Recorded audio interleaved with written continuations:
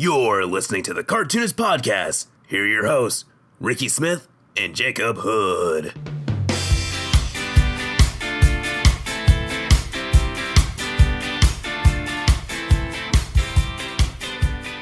How's it going, guys? This is Jacob Hood. And I'm Ricky Smith. And we are The Cartoonists. So, Ricky. Yeah. I heard that there's a movie coming out tomorrow night. Have you heard about this? Is it book club? No, it's Incredibles 2.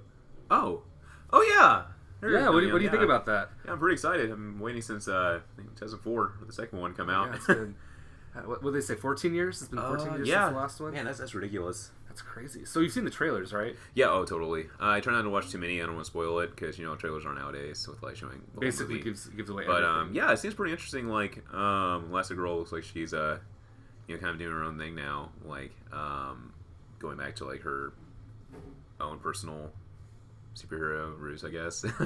Yeah, that's going to be interesting. One thing that I noticed was that she's wearing her original super suit. Yeah, uh-huh. It seems to be kind of they're both the family super suits, the red ones. Mm-hmm. I've seen in some trailers they're wearing that, and in some trailers it's their original suits. So I'm Right. wondering how that's going to work. I wonder if maybe as when they work as a family unit, they wear one, and when they work as just their own individual sort of personas, they wear another one. But I don't know. That's going to be interesting seeing how that works. Yeah, so, and I'm wondering if there's gonna be jealousy with the family, wondering what's mom doing and stuff. Because I've seen some things in there. If I don't know. I'm trying to figure out what the plot is exactly. I don't really know for sure.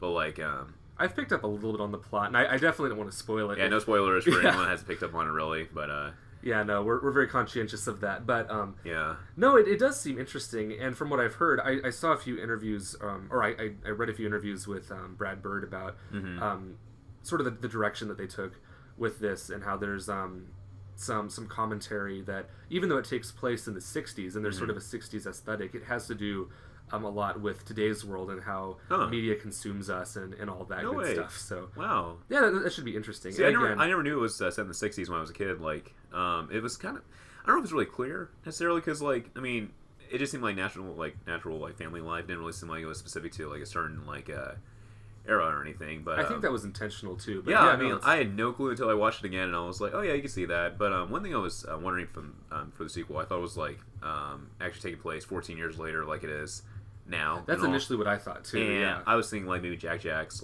older now, and he's going through some things and all, and maybe the kids are just graduating from college and they get to be their own superheroes and all. But yeah, I'm interested to see what's going to happen if what I just pitched, if that's possible for a third one. That'd be really cool to see too, seeing the kids all grown up and they're taking over as the lead superheroes and all, and the parents are retiring. I don't know if that's the next step for them if they want to do a third one. I mean, I guess we have to see a second one before we can make any judgment. Yeah.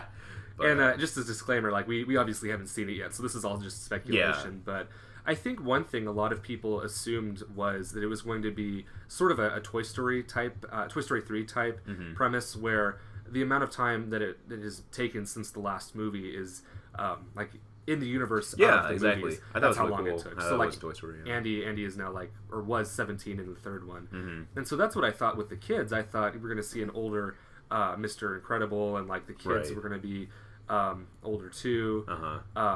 I was even wondering is it going to deal with, say, the parents and how they're physically not able to, but I'm kind of glad they didn't go that route. That'd be kind of sad, to be honest. But no, I am glad because I think that we have waited so long to see these characters again and to see them basically intact from the moment that we left off, exactly how they were.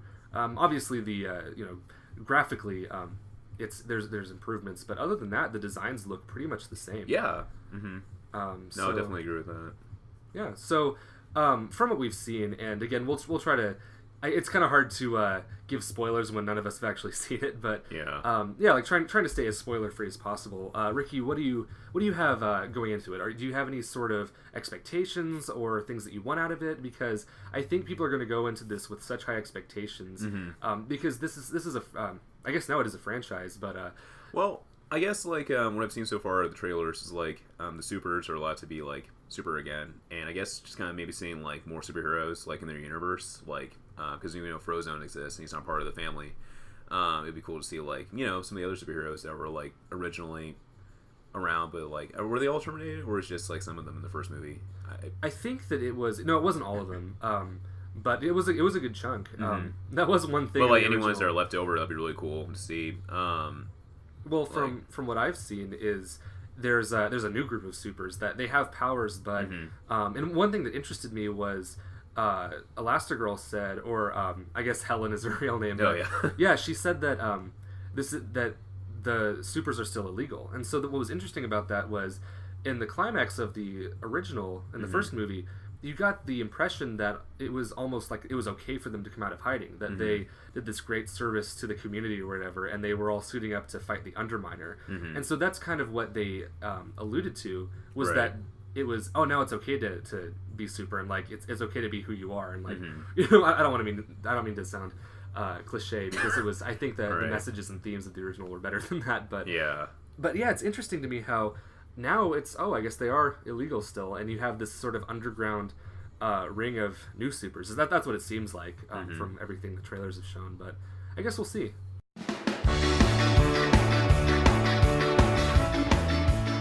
So, the thing that I'm actually really excited about with this new Incredibles movie is how at Disneyland, at California Adventure, they're redoing California Screamin', the roller coaster, and they're going to make it into the Incredicoaster. Did you hear about that? Oh, no, I haven't actually. No, it's it looks really cool. It's the same roller coaster, but they are doing some tweaks to the story surrounding it, and it's themed to the Incredibles. And I guess the backstory is that Jack gets loose, and they have to don't quote me on this, but it's it's something along the lines of he is on the roller coaster because he escaped from Edna, who's babysitting him, and they have to rescue him, or it's something like that. It's like school's a story that it goes to. It's not just random Well, I think one issue that they had with that entire Paradise Pier area of the park was that it felt a little bit too carnival-ish. So I think, if they're able to incorporate a story, I think that's going to help with that a lot. So, I'm really looking forward to experiencing it. It's kind of similar with the Toy Story Land in Disney World as well. Oh, yeah. That looks really cool. I know that they've had a few other Toy Story lands at other theme parks around the world. Yeah, I thought I've seen something like that before. Yeah. Yeah, this is definitely the most elaborate, though. I bet. Yeah. I like how the rides and just in general the theming, the Tinker Toys as sort of the more utilitarian looking, like the supports of the roller coaster and stuff like that are made out of Tinker Toys. I think that's clever. Yeah. That is really clever. It's like right out of a cartoon almost. When they have the details like that, it's not just random construction pieces. It's actually something to do with the movie itself. So it creates more immersion than it just being a steel roller coaster. Disney is so good at that. But I think one of the things that stand out is the Slinky Dog toy. Slinky. Which I heard the story with that one is that Andy has this build your own roller coaster toy set. Oh wow! And so and Slinky Dog is what he puts on top of that. So I mean, I don't know. It's a little bit gimmicky, but I think it's the idea is so cute that who cares? Yeah. So you know what else is coming out? What's coming out? Wreck-It Ralph 2. Oh yeah. Yeah. Yeah, that looks really really cool. Yeah. So the thing that I'm sure that you guys have seen this already, but the big thing in the newest trailer is the Disney princess. Yeah, the Oh My Disney princess scene. That I think it's cool looking. I mean, it's really interesting seeing all the characters in CGI style because they're all hand drawn originally, aside from Rapunzel, of course. I noticed. I think it'd be pretty cool. I noticed that their faces are a little bit different. They're a little. I think the heads are a little bit smaller and. Their eyes are bigger. I'm not sure. I'd have to look at it again. One really weird thing that someone pointed out is that Cinderella doesn't have an ear in the movie, like the original one. Yeah, that is something I noticed. And the new one is sticking out, and it's something that's really minor that most people probably wouldn't notice. And it was really funny that someone picked up on that they gave her ears and Well, I noticed that her ears looked kind of weird, and I thought. I looked it up myself, that's kind of off, and then she just flat out doesn't have ears, or they're covered in the original. Right. But I noticed also that I want to say was it 2013 when Disney redesigned the princesses a little bit to standardize their looks for the really just the franchise, the Disney Princess franchise. Oh, the lineup, pretty much. Yeah, I know Cinderella kind of got a makeover, her bangs are a little bit different now. Yeah. Which I noticed in the new Wreck-It Ralph trailer. They are a little bit more like the original film. Huh. they don't adhere to the new design. So again, it's one of those little details that it really doesn't matter that much, but at the same time, it's interesting that they chose that to go back to that look. Mm-hmm. But anyway, yeah. Do you have any thoughts on anything else in the trailer? Because I know that everyone that's all anyone can think about now. Well, I guess so much of the Incredibles. I'm trying to avoid spoilers, I guess. I'm just interested in how he hits the internet. I mean, that's just gonna be really interesting. Coming from an arcade originally and all. I don't know. I think it'd be really fun seeing it. I don't know. I really enjoyed the first one. I thought it was really cool how they're able to mix both characters you've already known and also new characters. So it's not really like a emoji movie or which a lot of people thought that the original trailer looked like the Emoji Movie too. That or Food Fight, where a lot of the characters were branded characters and all. I don't know. I feel like when you do a movie that's based off of products or characters that are well known, it's cool to have a mix of original characters as well.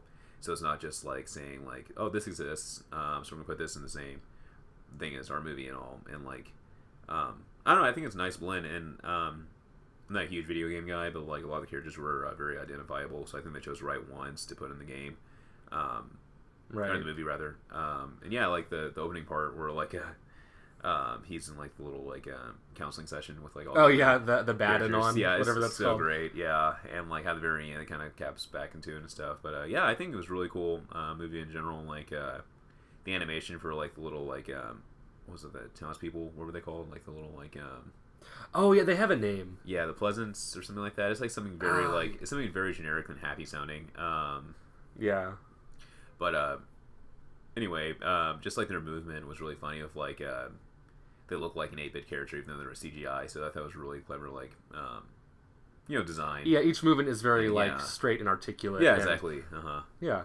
Well, you brought up a great point about the way they integrated the pre-existing video game characters, because I remember it was in 2012 when the original trailer dropped. Mm-hmm. Everyone was freaking out, oh, there's Bowser, there's Dr. Robotnik, or I guess his name's Eggman officially. It's so confusing how that is. Yeah. Anyway, no, but in the movie they did appear, and it didn't feel their appearances didn't feel unwarranted, but it was such a quick thing, and it really was even though there were other characters outside of Disney, or I guess I should say outside of the main cast, the other IPs weren't necessarily main characters; they were more just supporting characters. Well, wasn't Sonic in there too? He was just the little menu guide person, go that way, you can figure out that or something. Yeah. In the Game Central station. Yeah, exactly. In the power strip. I was just gonna say, when I was referencing movies, I was saying they do a similar thing. Roger Rabbit. They do the similar thing where when there are characters actually exist, they were minor characters, or they didn't even talk for the most part. I mean, there was a few scenes with Daphne and Donald, and then the Mickey part. And Mickey and Bugs. But those were maybe 20 seconds long, and aside from that, all the characters were original. So I think movies that do that kind of thing, it's best when the characters are real characters or minor, rather than just having them as main characters in it, because it's kind of weird, because you're crossing universes, and it'd be distracting too. Very distracting, because it also gives a chance to develop new characters, and it's not set personalities already been developed. So if they're little side characters, or even just referenced here and there, I think that's probably the best way to kind of deal with those kind of type of movies, I guess. Yeah.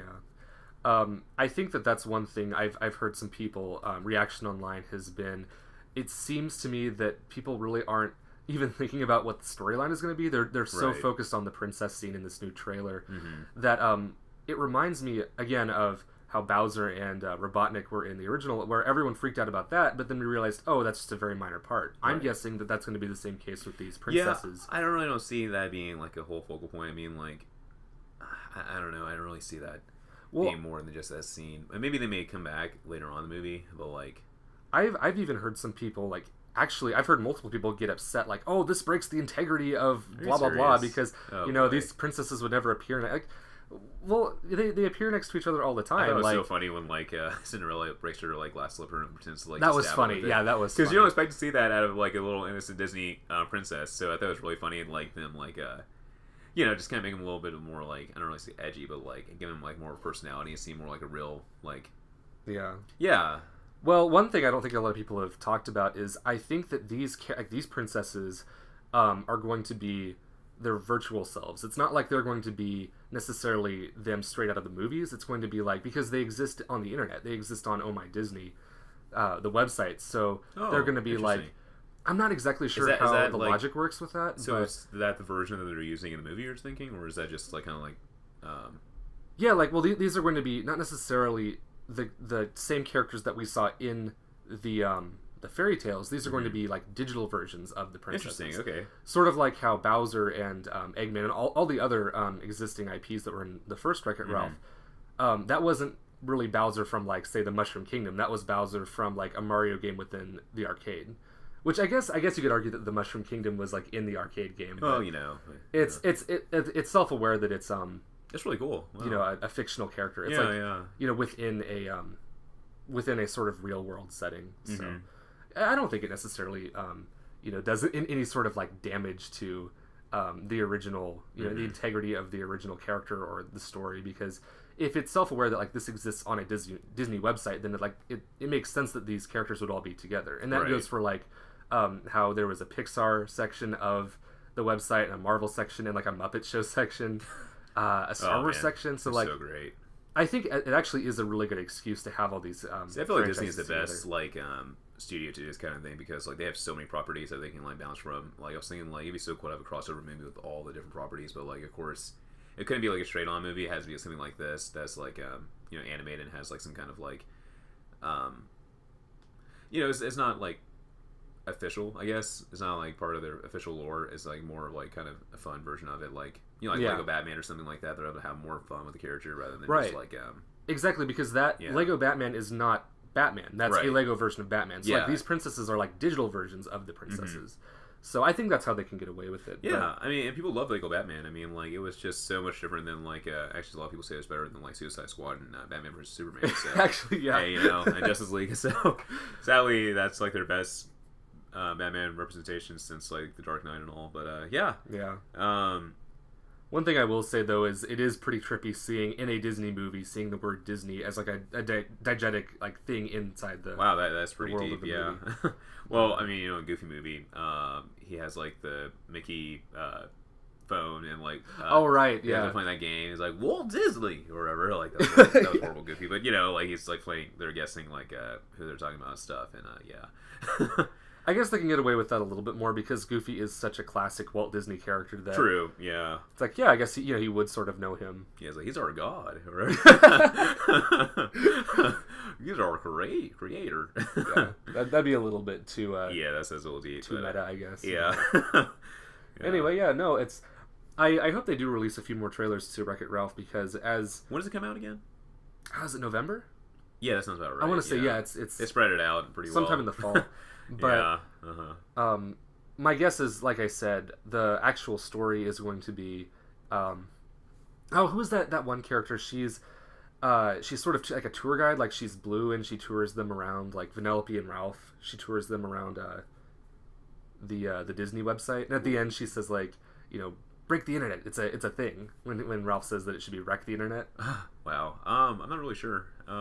My guess is that that character is going to be more integral to the plot than necessarily like what we've seen. Yeah. But well, usually like they try to like just show the big things in the trailers and usually keep like more it's the hook, The hooks, yes, exactly. Like the Disney princess parts, I feel like that would be like a thing someone notices, and it can have either reaction either being like something positive or negative, but still a reaction. So like, yeah, I don't know. I mean, of course, Taylor should show everything, so I mean, she could be an integral part of the movie, even though she's not really shown that much. Yeah. Yeah, my guess is that she probably will be, but we'll see. I'm excited to see more. Oh, definitely, yeah. So if we're on the topic of Disney trailers... Yeah, today's Disney Day. What is with that? It pretty much is. Did you see that the new Dumbo trailer dropped? Yeah, I watched it earlier today, yeah. Yeah, so I'm a big fan of the original Dumbo, and I'm gonna sound like such a baby here, but I swear the only the only movie that can get me just completely blubbering and like it destroys me. Like Dumbo just absolutely destroys me. The scene where it's not the entire movie though. It's the scene where Dumbo is finally reunited with his mom, but she can't fully be with him because she's still locked up, but she gets to coddle him. Right. Yeah, dude, that I can't handle it. Like that's the one scene. Like I can handle Bambi's mom, I can handle Mufasa dying. I cannot handle that scene. Wow. It's just too much. And the thing that got me in the trailer was that seems to be a big focus is the song they play in that, and also it starts off showing his mom locked up. So it seems like that's going to be a big focus of this new adaptation. Yeah, so, yeah. Anyway, yeah. I don't know if you're a big Dumbo fan. Yeah, I for one, I've been seeing a lot of the Disney classics. I've been seeing like Dumbo since I was like maybe like 5 years old. So the memory of Dumbo is kind of foggy a bit. I mean, I need a refresh, I guess, before I see the movie. I don't know. I mean, it seems like Tim Burton as a director, I think this fits very well because it's like that kind of like trippy circus, kind of like a dark theme to it. And I feel like Tim Burton's the best director to do this kind of thing. And when you hear his name, you automatically see like Nightmare Before Christmas and like That Was One of the Movies and all. And I feel like with the themes of like a circus and also the themes of the movie, I feel like he'll be a pretty good choice to direct this. So based on what I've seen from the trailer, it looks like it's gonna be a pretty decent movie. Yeah, I would say that initially I am a big I'm a big fan of certain Tim Burton properties. Right. Yeah. No, I hear you. But he does have, and I don't know how much of this is because this is just his style, or how much of this is more like a typecast type thing where people want him to do the style. But I think ever since really The Nightmare Before Christmas, a lot of his work has that sort of feel to it. That gothic, like kind of like dark feel. Yeah, there's something about, I think the character designs, like there's sort of a pointed, like elongated, lanky look to a lot of the characters. It was like dark 90s like type themes, but it feels like he's been able to like evolve that over the years in a way that's still like not relevant and doesn't seem like outdated or anything. Like he's able to find ways to like still have like the the gothic themes and looks, and also have it like be modern, I guess. Like if you could say it that way. He has a really interesting look, I would say. I think one of the initial concerns I had was I was afraid they were going to make Dumbo, and I don't mean this as an insult towards Tim Burton, but no, I was afraid they were going to make him look sort of ugly. Yeah, kind of a weird freaky, and like no, he in the trailer he's adorable. You look at him and it sort of breaks your heart. Right. I mean, he's so cute looking. The way he's drawn, like the original one, same way too. So I think Well, this is definitely, he looks like a more realistic elephant, but at the same time, I thought they did a fantastic job designing him. And one thing, you kind of touched upon this, but I love how there is a very sort of, I don't know if I would call it steampunk feel, but the aesthetic of the circus. Yeah, exactly. It's a new take. It doesn't have that same feel as the original Dumbo's circus, but I think it works really well. I think a Tim Burton circus with sort of I think it's like turn of the century, sort of a vaudeville. I think that's what I was looking for. Oh yeah. It has sort of a vaudeville vibe to it, and there's so many possibilities with like the pink elephant scene. Yeah, I mean I think this could be just from the trailer it looks very emotional. It looks, and that scene at the end where he's flying over the camera, like I know you were saying that trailers trailers. Well, that was more of a teaser trailer. It didn't really show like as true. Much as like some trailers are like 2 minutes long. That was like 30 seconds long. So I don't know. That'll give you like a good little taste of it, I guess. And everyone knows that Dumbo flies. Like that's not a secret. No way he flies. I didn't know that. Like no, it gave me chills. It looks. I had some doubts going. And I haven't seen the movie, so I have to keep some reservations about it. But it looks great. I mean, I am fully ready to give Disney even more money. Wow. So one question I was going to ask you, since you're seems like a huge Dumbo fan, do you know like I'm not a huge, but well, do you know? Actually, I think I said that. So maybe like the idea originally when Walt like they decided to come up with it and all. Do you know like why or anything? I think it actually came from a storybook. They adapted it, but that's just what I heard. I don't know. I've never read the original or seen like the original source material. So right, I was just curious about that because I was thinking like I don't really know like the original story because it's like not a classic fairy tale or anything like that. So I was wondering like where it came from or all. I want to say that they did take a lot of liberties with it, so that I don't think that Dumbo as a character is originally like a completely original Disney character, right? But Disney's Dumbo definitely is. I would say like more so. It's more so original to Disney than say even like Winnie the Pooh would be. Right. Yeah. If that makes any sense. Well, like, you're saying like they took the original idea, but like shaped into their own, so it's as if it's like an original character in a way, kind of like. Yeah, they unlike put Pooh, such an original. Yeah. And they made him such an iconic character that I think that Pooh is already an iconic character that Disney just cartoonized him even more so. Yeah. Like he was more like I guess more realistic looking. If you look at the original Winnie the Pooh movie that came out in, I believe, the 70s, they actually did look a lot more like the original illustrations than what you would see Pooh looking like nowadays. Right. Well, not completely nowadays, because the new movie, Christopher Robin. Oh, true. If we're on the Disney theme, we might as well finish with Yeah. that. I know that one's a little bit older. The trailer dropped a while ago. Well, but still, it still hasn't come out yet. But that's another one where I might be a blubbering mess if I if I'm not prepared for that. One thing that's really interesting about it is like I don't know, they actually look like toys, so it's really cool how you can tell they aren't like actually animals; they're actually like toys and all. And I love how like the voices for the most part are like the original ones from like the cartoons. Well, original as in like our childhood at least. Piglet and Eeyore sound just a little bit different. Well, actually, I know this for a fact. The Piglet voice actor passed away, and Eeyore's voice actor is also Peter Cullen.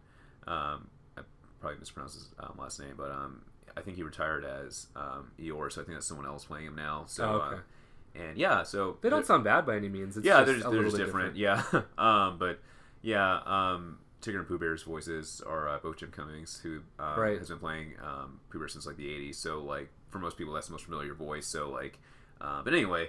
Well, one thing I was incredibly impressed by was there's basically 3 designs that they're trying to stay true to. They're trying to stay true to the Disney designs, obviously. Right. Then I think the original illustrations is something that they were trying to capture too, and also the real life Pooh Bear doll. Yeah, that's really cool. The real life Christopher Robin's stuffed animals. And their colors as well. Like Piglet, I believe he's wearing green as he was in like the original. Right. Books. I thought they did. I'm really excited to see that as well. So there's a lot of like really sentimental Disney movies coming out soon. Well, there's in the original Winnie the Pooh, and I don't remember the line. I don't remember the quote exactly, but there is a line that is something like, Christopher Robin says to Pooh, like, "Are we going to be friends forever?" Or something like that. It's something along those lines. And it's so deep. And what with this new movie, at first you might think, of course they're going to make a live action Winnie the Pooh, but it does play into that part from the original. How that does seem like a natural progression. If you're going to make a live action Winnie the Pooh movie, this makes a lot of sense. So I'm really excited. Yeah. Which I know that I said this before, but I'm a huge Disney fanboy. So I guess this is just kind of the excited about Disney movies episode. But Disney has a lot coming out in the near future. They really do. Not just the movies, but the parks. I mean, there's just so much going on with the company right now. Yeah, and then you think about their other like assets with like Star Wars and Marvel movies. Oh yeah. So if you had those as well, like Disney is like just they're going to take over the world. Someday. They really have. I mean, if they get Fox, I don't even know. Like this is gonna be so like crazy with like. I think that's a bad fit. I still think. You think so? Yeah, maybe not from a monetary standpoint, but the only reason I think it's like good is for 2 reasons. One, for the obviously reason the Marvel being reunited. That is okay. Yeah. That and also too the Disney app that's coming out next year. You heard about that, right? The Netflix the Disney Netflix thing. Yeah, they said like they're trying to get like more properties to have on their thing as well. So they got like all the Fox movies as well to put on there, or at least some of them. Yeah, that would be like it's wow. I shouldn't say the Disney Netflix, but it's like a Netflix type platform. Disney streaming, if you want to say it like that, I guess. Yeah, but yeah, it's just. I mean, Disney streaming thing sounds really awesome already for what it is, like with showing like all the Star Wars movies, all the Pixar movies, all the Disney movies, and all. Like, it's gonna be so cool to have that. I think the thing that most people were expressing concerns about, as far as like how well the brands fit in with Disney, is like The Simpsons and Family Guy, which Family Guy can be just so vile towards Disney, and I think that's a topic for another episode. But The Simpsons, I also think is kind of maybe not the worst fit ever, but I mean, The Simpsons are like an historical animated series now. They've been around so long, so they're part of Disney. That's like pretty cool to say. Like a Disney property has been on TV for the longest time. I mean, The Simpsons, I think, has they've obviously parodied Disney a lot, but they've also done a lot of tributes to Disney. So it's kind of a love-hate type thing, and so I could see it. But you saw that they predicted that. That was funny. Of course, they predicted that. Right. But, yeah.